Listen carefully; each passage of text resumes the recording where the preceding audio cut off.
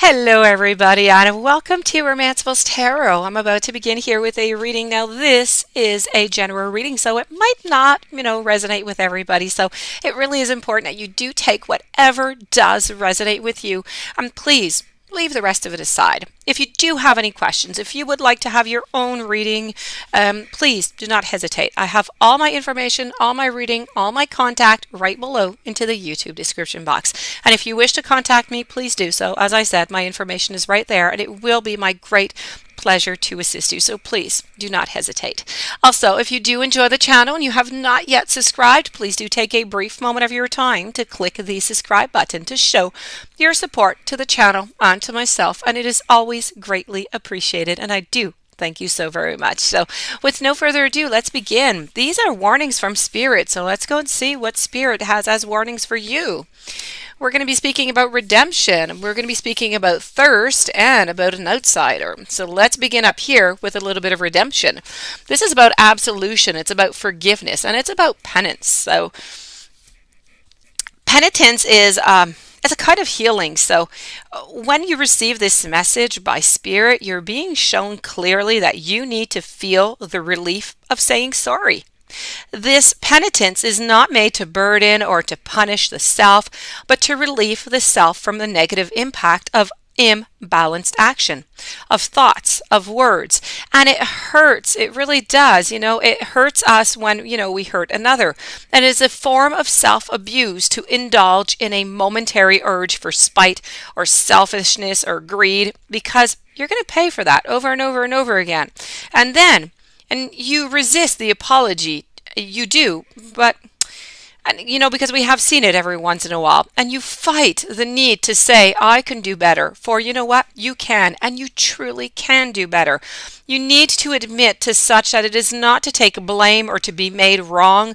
For anyone wishing to do this to you is not a pure soul, but for you to recognize a misdeed and to affirm that you are better than that by saying, I am sorry. This is humble. It's beautiful. It's a strengthening thing. And to say sorry is to be redeemed from the self-hatred, the judgment, and the silent criticism that otherwise repeats throughout your mind. Be what you are. Sorry. Repent. Do not push yourself. Be sorry, but be sorry for the right reasons. This is not sorry just for being human, for loving, for making a mistake. It is sorry for hurting another who expected that you would be your best self. And what that best self is what you must decide, and it's what you must aim to become. This is about being able to be sorry, to say sorry, to take responsibility when will lift any burdens that you may be carrying from your shoulders. Now, the blame and the self-punishment, that you could be inflicting upon yourself, you could make amends. And whatever it is that you hold within you is like poison. It is no good for you. You must relieve it. It's time for you to be open to your remorse and to let whatever has been secret simply been said. That's it. This is about redemption. Moving over to thirst. Thirst is about craving. It's about compulsion. It's about that obsession. Now, you're currently craving with such a great thirst that it is dominating your thoughts and your feelings, and you can think of hardly anything else. Now, thirst can be a wonderful when what it is that you're wishing to learn, to long for, to yearn for is healthy and it's wise. But in this case, the thirst is for the kind of experience that you know you are going to have life-changing consequences. So, what you thirst for is very close to becoming some type of an addiction or an obsession which draws you away from what makes you. If it is a person that you thirst for, their touch, their love, it is a substance. Know that this thirst is exerting a powerful force. Even close to a control, there may be an addiction or an addictive way of thinking and feeling. Working is really into your life. This is about wishing to direct your consciousness to thirst and asking yourself the questions to its source. What is the thirst craves? What is it? Can it be satisfied, or are you simply compelled to search and drink again and again and again?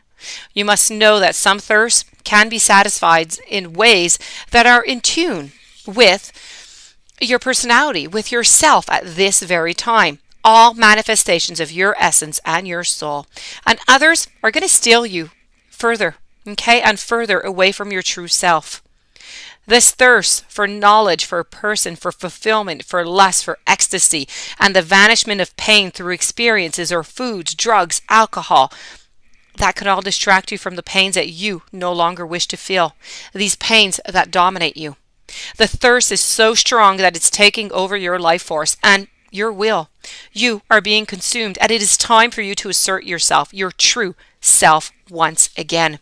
It is possible for you to reclaim your life force and your will. This is about doing it over time. It's about practice. Okay, and you're not going to need that lust for life in your lifeblood anymore. Your desire is driving you, but you need to be sure of where it's taking you and whether it's increasing your ability to live fully alive or whether it's dragging you into a seductive soul sleep, which you just may struggle to awake from. So it's time for you to be open, to honest with yourself about what has that power over you. Take steps to reclaim your power and listen to your guidance, being sure to follow that voice within that wants you to express your own power in safe but in healthy ways. This is all about thirst. And we're going to conclude over here with the outsider. This is about being a misfit or feeling like a misfit. It's about being a loner or feeling like a loner and being a wanderer. Now, the distance between you and other gives you maybe sometimes a unique and it may be even a valuable perspective, but you may be feeling estranged from the human world at this moment that you find yourself in. It's as if a glass separates you from others and their world. You look at their lives and you look at the life of others, and there's a sense of mild regret at how distant all of this seems. Now, you're feeling unable to find the true meaning in anyone's else experience, and you cannot relate to what so many people care about. You do not care who wins the latest reality TV show. You do not know what it is that you're going to do for the rest of your days. You do not understand why so many people wish to be esteemed for their clothing or their cars or the title of their job.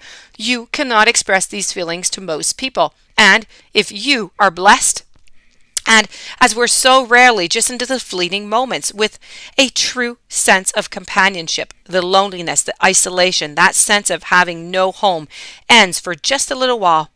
But for now, you feel like an outsider, looking even inward, but not feeling a part of any community or group or even any family. And at this time, as strange as it can be, disorienting as it can be, you are wondering about the humanness. And if indeed you really belong to this great, thriving, greedy, enormous, wild, and childishly family called the human race that we call sometimes. So this estrangement is current, but it's not eternal. Still, there will always be something on the orphan child about you. Even if you have never suffered the abandonment so many have, you simply are different, and you have yet to find your very own kind. And the truth is that when you do find your own kind, you and they may only be able to be with each other in unusual, unconventional ways or for shorter lengths of times. This is about being outside the tribe. It's searching for home. It's that lack of comfort. But you've been given the opportunity to find your own way and to see the world from a unique perspective. And this is going to give you great creative, artistic, and spiritual opportunities. Accepting the outsider's position for now, you can observe and watch and see and record. And this will make you a valuable writer, artist, teacher. Your unique perspective is going to be greatly valued. And this does end your message with Spirit. I do hope that you enjoyed. It was a lot of information, also very important. I hope you'll be able to apply some of it. If you do have any questions, you would like to contact me, question, reading, all my information right below into the YouTube description box. Please don't forget to subscribe to the channel. Have yourself a beautiful day. Thank you for being there, and I will see you tomorrow with new messages. Blessings.